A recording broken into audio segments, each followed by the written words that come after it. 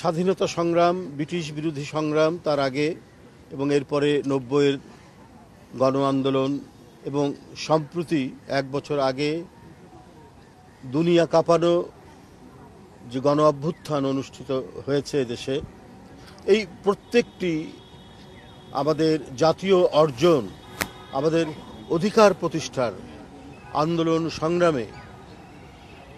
যার গান এবং কবিতা মানুষকে উদ্বুদ্ধ করেছে, দেশের জনগণকে উদ্বুদ্ধ করেছে, তিনি কবি কাজী নজরুল ইসলাম। আমরা তার গান গাইতে গাইতে, তার কবিতা আবৃত্তি করতে করতে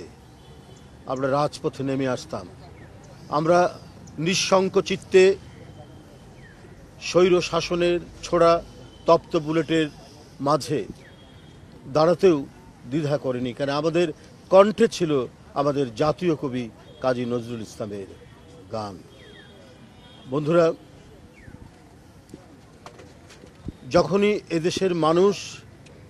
অধিকার হারা হয়, তখনই তাদেরকে সংঘবদ্ধ, ঐক্যবদ্ধ করে অত্যাচারীর শৃঙ্খল ভাঙার প্রত্যয়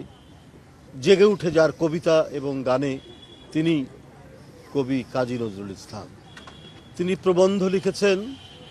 তিনি উপন্যাস লিখেছেন, তিনি নাটক লিখেছেন, তিনি চলচ্চিত্র পরিচালনা করেছেন, কিন্তু সব কিছু ছাপিয়ে সাহিত্যের এই যে নানা দিগন্ত, সেই নানা দিগন্ত ছাপিয়ে তার প্রধান এবং মূল পরিচয় কবি কাজী নজরুল ইসলাম হিসেবেই তিনি সমধিক পরিচিত বাংলা ভাষীদের কাছে। বন্ধুরা, আজকে দেখবেন যে কবি তৎকালীন ঔপনিবেশিক শক্তির বিরুদ্ধে তার শানিত কলম চালাতে দ্বিধা করেননি, তার লেখা কবিতা, গান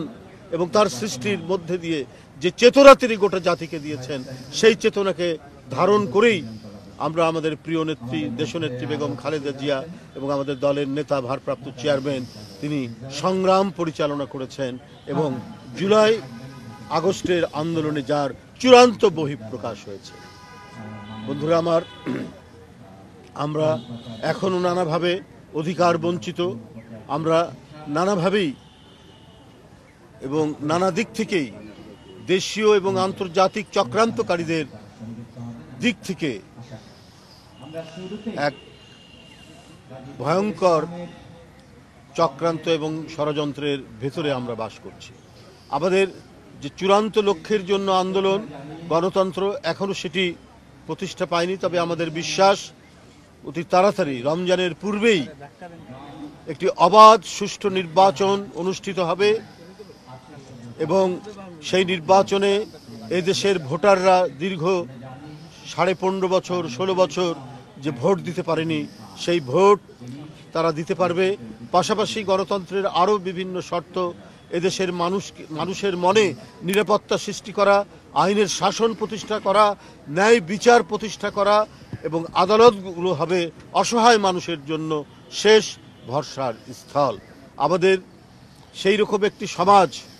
উন্নততর গণতান্ত্রিক সমাজ প্রতিষ্ঠার লক্ষ্যেই আমাদের এগিয়ে যেতে হবে এবং তার মূল প্রেরণাই হচ্ছে আমাদের জাতীয় কবি কাজী নজরুল ইসলামের লেখা অমর গান, কবিতা এবং বিভিন্ন লেখনী।